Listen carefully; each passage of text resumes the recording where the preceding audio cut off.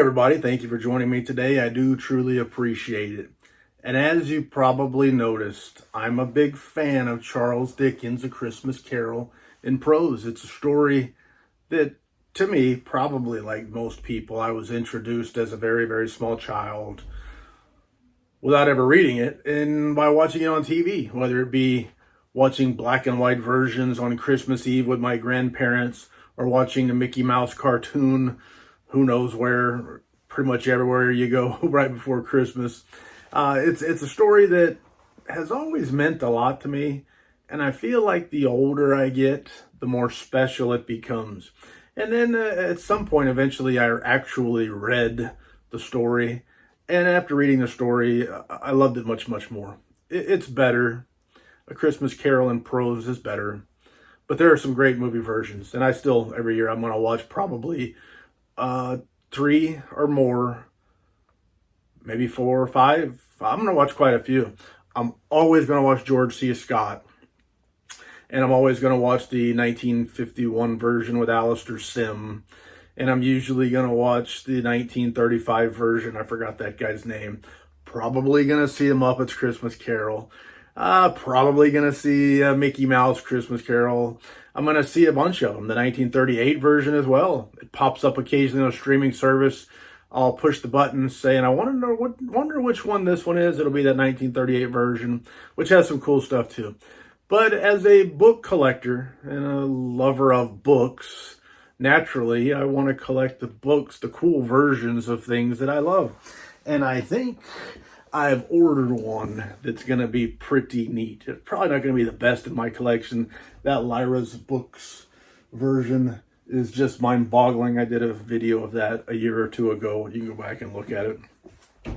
But I've always been a fan of Easton Press, and I found on the eBay not too long ago from what I hope would be a good seller, a version that looks a little bit more like a duplicate or of the original version. Of course, I've never seen the original version. I've just seen lots and lots of people talking about reprints of the original, and I've got a variety of them, some very old ones and some relatively new ones that are supposed to be more like a replica of the original. This eBay seller here has got a cool little puzzle box. I've got to figure out where are the openings for it in order to get it open. But anyway, at least in the pictures, this looked like an Easton Press, more of an Easton Press version of a copy of the original. But we'll see. We'll see. It's different than the ones I got. Anyway, so it's a neat box. I wonder what it's for. Breathe Deep. Jealousy Works. What kind of box is this? It works good for shipping books. It's very rigid. It's oversized, and then inside we got bubbles. So one of the things I wasn't sure about is this looks like a duplicate of the original or something supposed to be like the original, but a lot of them are like this. That size, leather bound, very cool edition. And I was wondering if I wasn't going to get an Easton Press version of this, which would have been all right. I bought it anyway. But what I got in my hand is quite a bit bigger. Quite a bit bigger. But anyway, that's just neat. Which is neat. I like bigger books. And I cannot lie. So let's see what Easton Press did here. I've already got an Easton Press version of A Christmas Carol. It's much different. And this one seemed like more of what I wanted. And it is. It's exactly what I wanted. On the surface, at a glance, this looks like, for me, the perfect version of this book. Like I said, Lyra's is so nice, so fancy, such high quality, unbelievable quality. Handling that book, it's astounding how much went into that production and how great it is. One of the nicest books I own. But this one looks and feels like what I would have expected this book to look like in the beginning, a fancy version of this book in the beginning. And it's Easton Press, so I'm sure a lot of you are very familiar with Easton Press, and some of you are not. But they have leather-bound books, and they're made with a very classic design. In fact, I got one shelf here that's all Easton Press books. And occasionally my wife will look at that and she'll say, I wish all of your books looked like that, because it looks like a classic, quality, fancy, sophisticated, high society kind of library.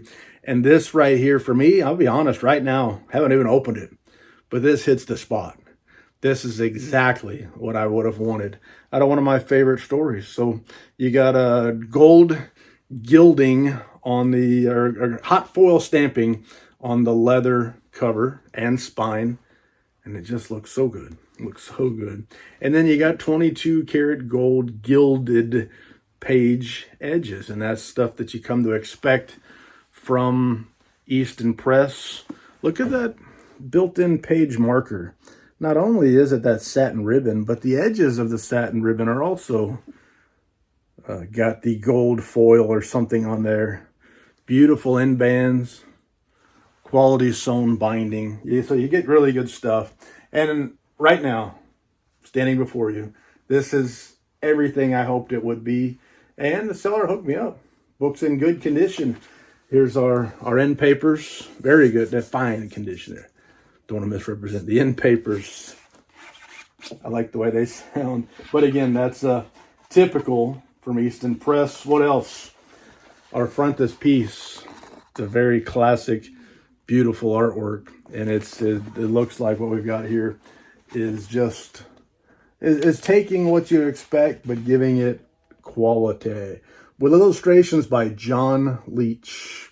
A Christmas Carol in Prose, being a ghost story of Christmas by Charles Dickens. Easton Press. And it's just so nice. So nice. So I'm very happy to have this edition in the collection.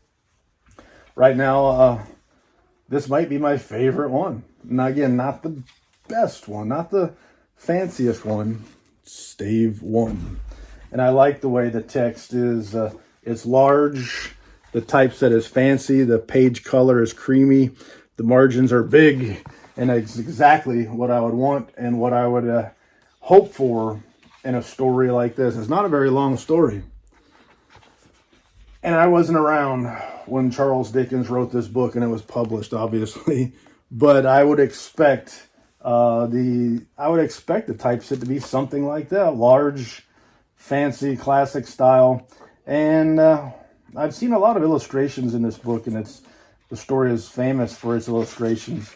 I don't know if I'll be able to find them all, but as I go, I will show them to you. And they are, look at there. See the shininess of the illustrations there? Just looks so good. And what I didn't know, what I could not have known, is opposite each one, there is this paper stuff. I should know the word that you call this, but I don't. But it goes between the illustration and the next page to help protect the illustration. And I've seen that in some books, but it's a nice touch. Hopefully it will help this book to look this nice forever. And then there's some other illustrations which aren't quite as shiny. But one of the great things about this story, not only the great story, but that it's always had, every version that I've ever had, have these amazing illustrations within that help to tell the story, that help to paint the picture. And I must say, I've got quite a few Easton Press books, got quite a few versions of this. But again, for my taste, it really doesn't get any better than this. It really doesn't. It is so nice, looks so great, and it just looks and feels exactly like what I would expect this book to look and feel like. So again, I'm not going to misrepresent the quality of materials, the quality of papers and all that stuff in this version would not compare to Lyra's press version that I have up there. It's not a replacement for that. However, this looks and feels more like what I would expect if I think about what's the ultimate version of this book, what's the most classic version of this book. This is what I would want. And so if the original was a tiny little book, I like a larger version of that original. And Easton Press does a great job. I mean, leather bound. You saw the end papers. You saw the gold gilded page edges, the built-in ribbon marker. the illustrations. They do such a great job of making the books better than a regular old trade edition book. So it's not a luxury edition. It's not a fine press edition, but it's a quality edition that people can afford to buy. Not an $800 book or $700 book. It might have been a $100 book. I don't know what this thing cost when they first made it. 60, 80, 100. You know, they got some that are more expensive, but their typical editions are going to be 60 to 150 bucks, much more affordable, and you get what you pay for. So this one right here, Charles Dickens, A Christmas Carol, Easton Press version, is just what the doctor ordered. It's exactly what I was hoping for. And yes, it hit the spot. So with Jack in the background, Charles Dickens in the foreground, and this ugly mug right beside her, I'm happy with what I got. I strongly recommend it. Go out and find one for yourself if you care or if you dare.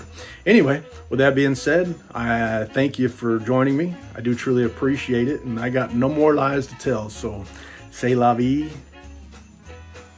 baby. Doo-doo. And in case you were wondering, this little house with Ebenezer Scrooge in the front, my wife built this for me maybe 2 years ago for Christmas. She built this for me. It was originally a Harry Potter set that she modified to fit A Christmas Carol. And it's one of my prized possessions. And now it's got another version of the book to accompany it. It's beautiful. A ting of beauty. Thank you, Tasha.